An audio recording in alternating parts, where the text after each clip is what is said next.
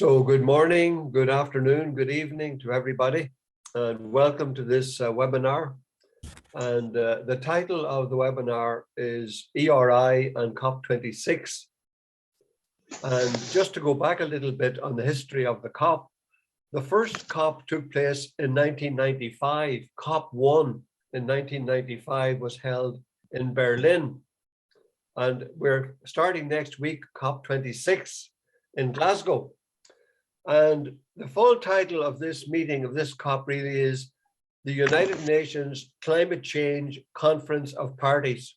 That's the full title of the event in Glasgow. The United Nations Climate Change Conference of Parties 26. And the whole point in this is to look again at the Paris Agreement and how have countries been, if you like, how have they been consistent in what they promised to do arising out of the Paris Agreement. And ERI felt it would be good to offer people an opportunity to hear more about this, because there's been a lot of coverage of COP26 in the media over the last 3 to 6 months. So we felt it would be good to give people a chance to come together, to hear from some presenters about COP26 and to exchange our thoughts and our views about what's going to happen in Glasgow next week. So that's the rationale behind this particular conference. And we're delighted we have people from the Edmund Rice Network. And as Tino mentioned already, we have quite a few people who belong to the Mission Cara Network who did some training with us on Zoom last year.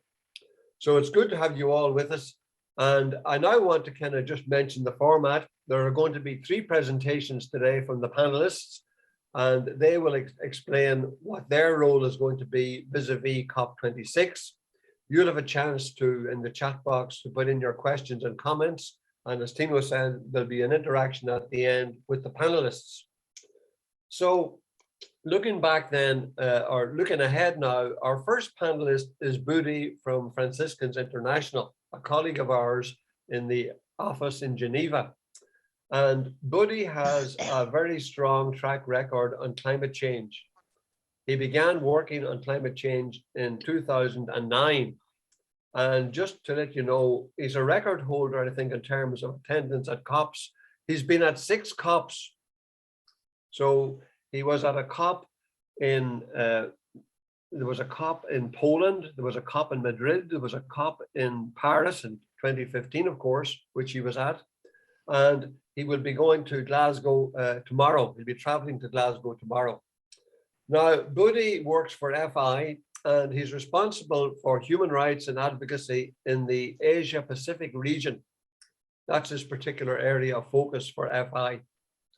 And in talking to Budi the other day, he was saying 2 things to me that would be important to watch out for in COP26. And the first one was the fact that there's a need for better policy coherence in relation to climate change. So it's climate change, it's human rights, it's development, it's the SDGs, it's Laudato Si. I'm sorry, Kevin, I'm sorry. I just muted everybody, and therefore you'll have to just unmute yourself. Okay, just unmute yourself. Thank you. Thanks, Tino. So I was saying that Budi was mentioning the need for greater policy coherence in relation to climate change. In other words, where do human rights come in? What about development? What about the SDGs? What about Laudato Si? How do they all come together and keep the focus on climate change and how we're going to reduce emissions? The second thing that Budi mentioned to me was the whole question about carbon credits and the carbon market. There was an effort made to draw up a kind of an agreement or make rules about carbon credits, but it hasn't worked consistently. And one of the big challenges at COP26 will be, how do we get more consistent application of the rules around carbon credits and Article 6 of the Paris Agreement? So I won't say any more because Budi will explain this in greater detail. So, Buddy, you're very welcome. We're delighted you're with us. And I now have the pleasant task of passing over to you. So over to you, Buddy. Thank you very much, Kevin. Dear sisters and brothers and comrade, I would like to thank you very much, especially for the ERI team, Edmund Rice International team, for inviting me in this very interesting discussion. It's very timely as well. And it's really good for us to have an exchange and discussions just prior to COP26 that will start this Sunday in Glasgow. So I'm going to share a little bit of my limited knowledge on COP, on Conference of Party of the UNFCCC. And as Kevin said, that I've had a little bit of privilege of attending several COPs, as well as going to a COP itself.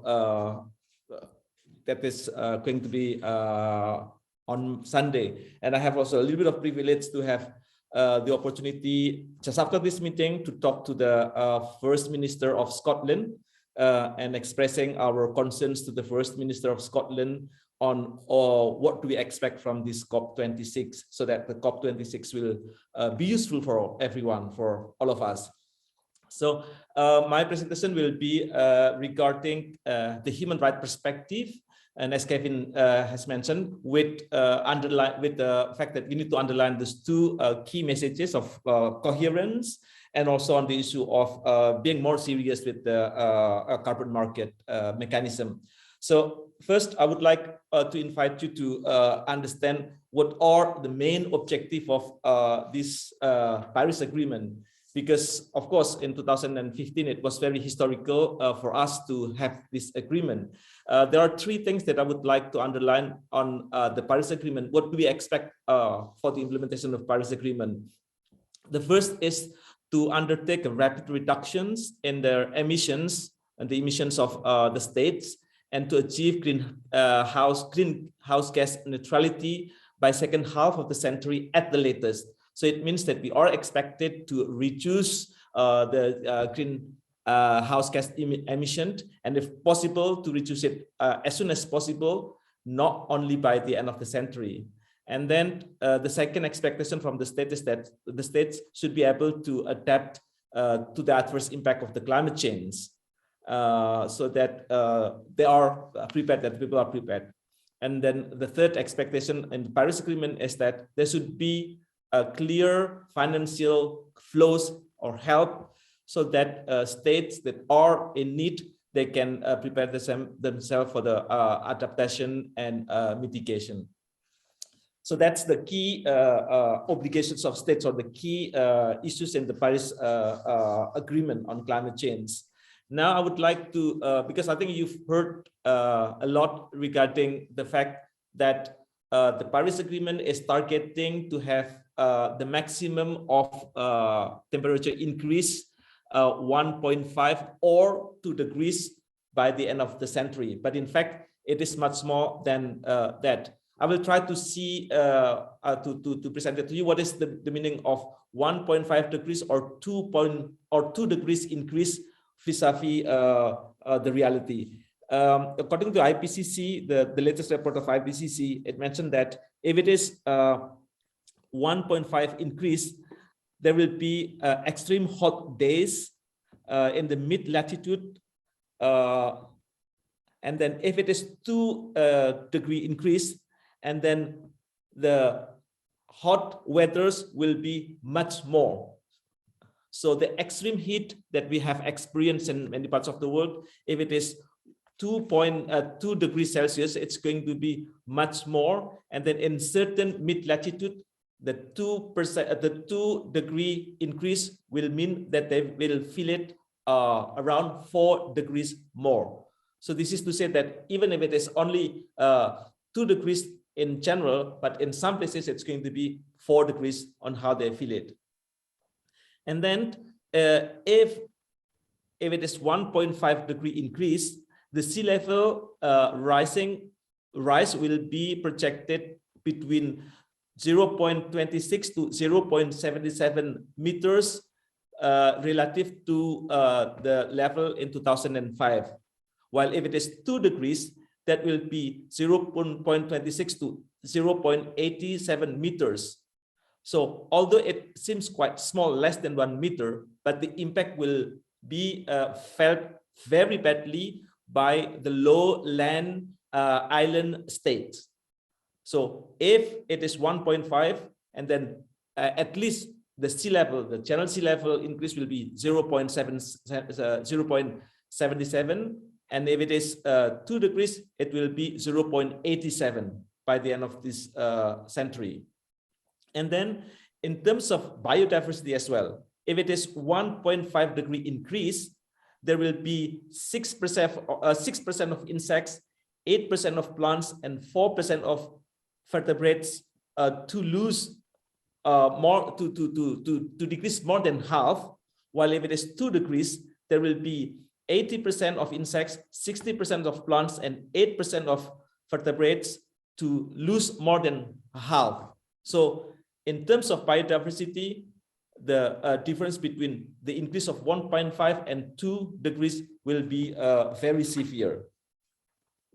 And then in terms of the melting Arctic Sea, if it is 1.5 increase, the Arctic Ocean will become ice-free in the summer about once every 100 years, while if it is 2 degrees, the Arctic Ocean could become ice-free in the summer once every 10 years.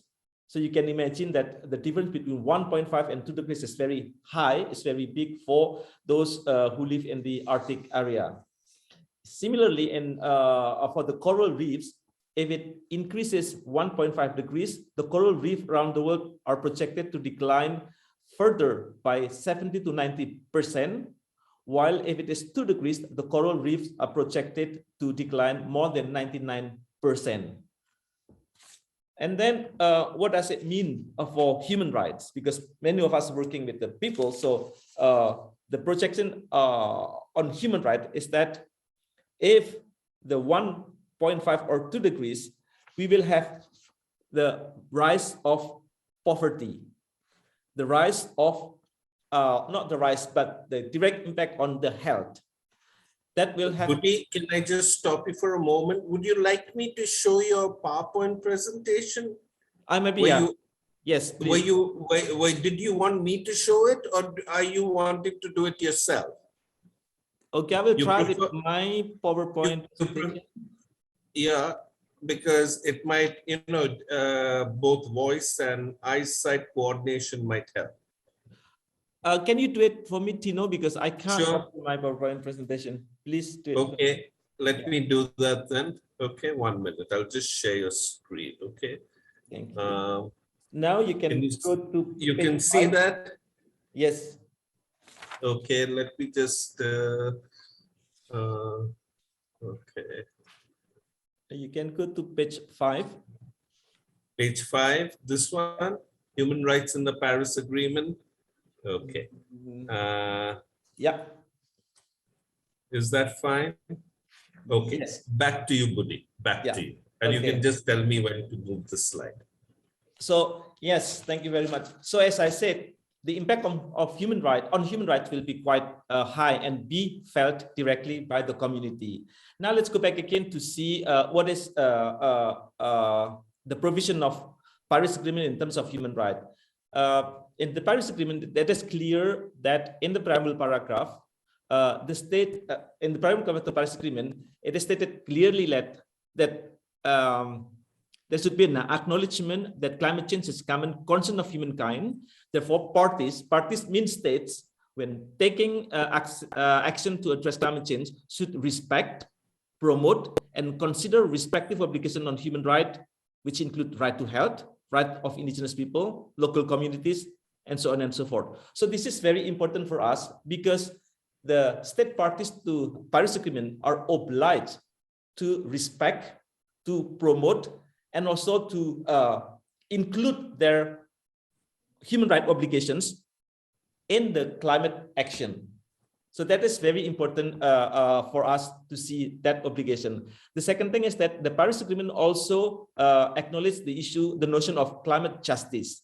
As you know that we, within the Catholic network or Christian network, we often talk about climate justice. And climate justice is indeed included in the Paris Agreement. It says that noting the importance of ensuring the integrity of all ecosystems, including oceans, and the protections of biodiversity recognized by some cultures as Mother Earth, and noting the importance for some of the concept of climate justice when taking action to climate change. So this is very important for us who work in the faith-based organizations, particularly Catholic or Christian network, that the notion of climate justice is indeed included in the Paris Agreement. So we need to observe on that.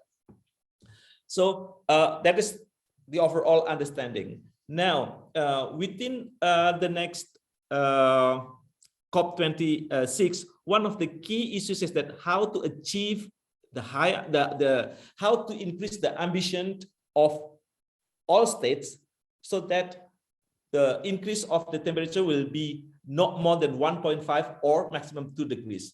One of the key action that the state has to take is the first is to make sure that they have ambitious national determined contribution. What does it mean, national determined contribution? National determined contribution is the obligation of states to say what they have to do within 5 years period. So every state has to make concrete plan on those their commitments that has to be reviewed every 5 years. So this is very important. In the last COP, it was in 2015. There was national determined contribution. And in fact, in Glasgow, it is supposed to be the renewal of the first national determined contribution. Unfortunately, several states have not submitted their commitment yet. And unfortunately, if the commitment of states are not ambitious enough, the increase of the temperature by the end of the century can be up to 2.7 degrees. So this is very worrying for us. So that's why the COP Glasgow is very important, because with the current national determined contribution, it is not enough. The ambition has to be increased because the target is to have maximum 2 degrees or when possible 1.5 degrees. So that's why the states need to raise their ambition, and they have to state it very clearly during the COP26 in Glasgow. So next one, Tino. Yeah, and another issue that is quite important for us to keep an eye is that the Paris Agreement will be implemented, and then there will be a guidelines for the states to implement those Paris Agreement. And this is what we call normally as Paris Rulebook. So the Paris Rulebook has been partially finalized when we met in Katowice in COP24. However, there is one article that is still not yet finished. That is the Article 6 that Kevin mentioned earlier regarding the carbon market. So in Glasgow, it is expected that Article 6 of the Paris Agreement, in particular for the implementation, guideline for the implementation, has to be finalized. Next. So this is the timelines of the implementation of Paris Agreement. We need to have a new NDCs, the National Determined Contribution, in 2020 normally, but unfortunately, the COP has been postponed until 2021. And then we have to have the global stock that will take place in 2022, and so on and so forth. So you can see that there is a progress. The objective is to have net zero emission by 2050. But once again, I think now we need to raise the ambition that it's the 1.5 cap should not be realized in 2050, but it has to be achieved not more than in 2030. So next, so this is about the technicality. I think we can skip that issue. Yes, go on. This is also technicality. Just go again. Yeah.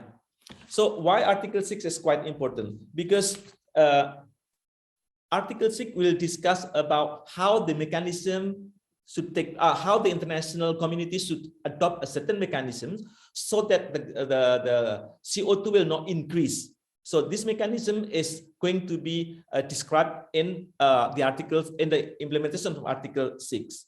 So one of the key issues is that there will be a kind of carbon market mechanism in which state can sell their how to say it?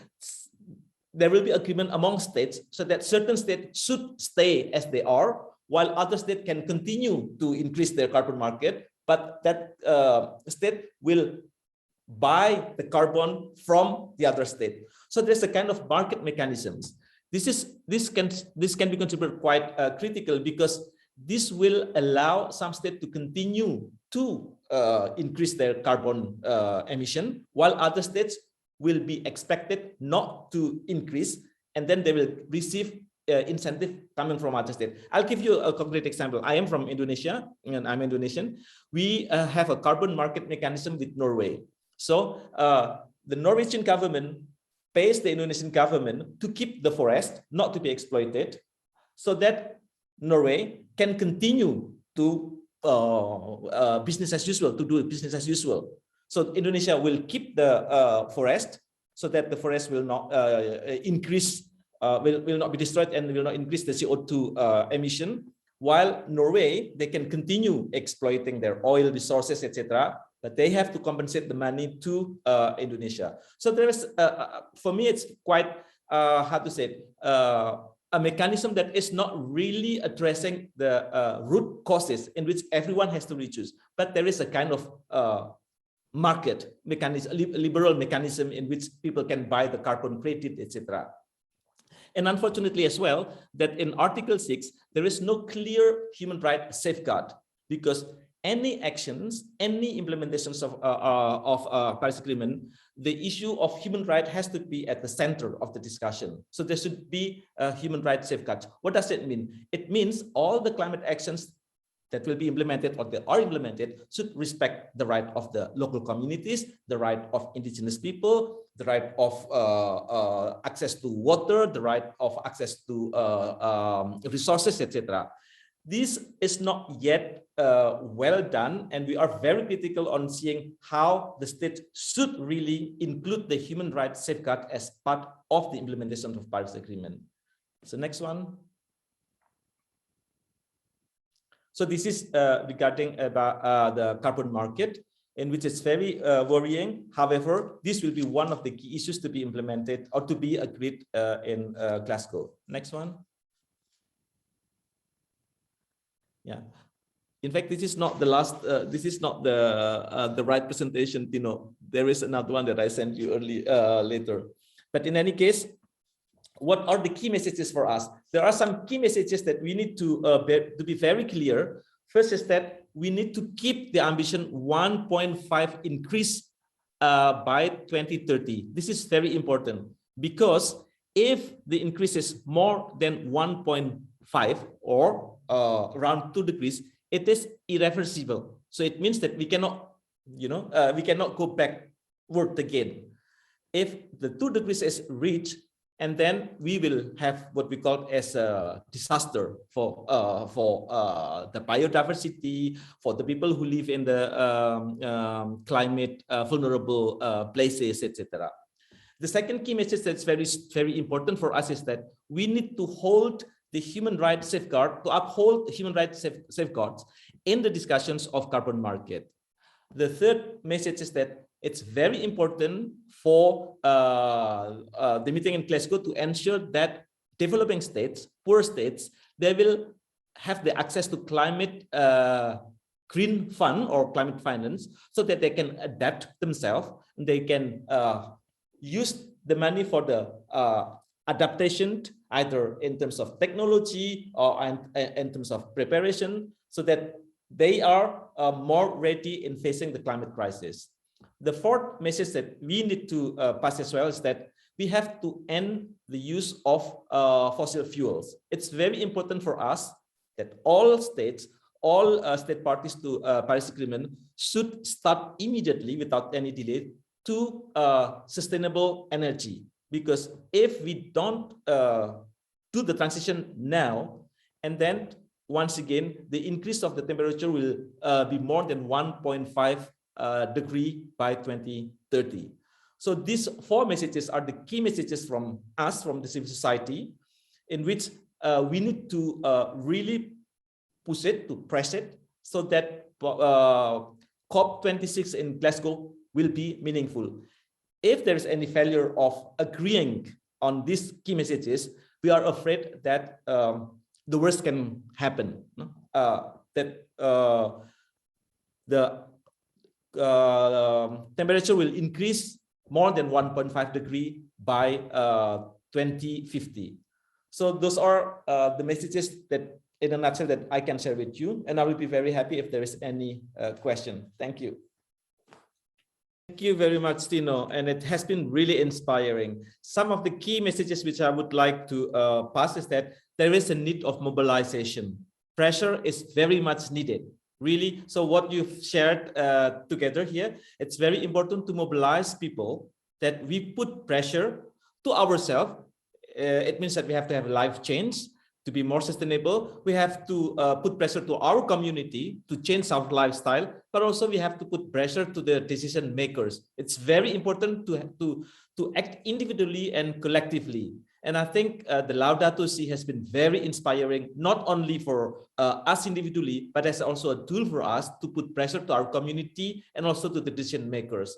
I believe that a good result will come from COP26. I believe that there will be an agreement, and I believe that's not going to be perfect, unfortunately. But I think as a collective effort, we will try to make the result of COP26 as a tool for us to put hopes to the people that we can save the planet.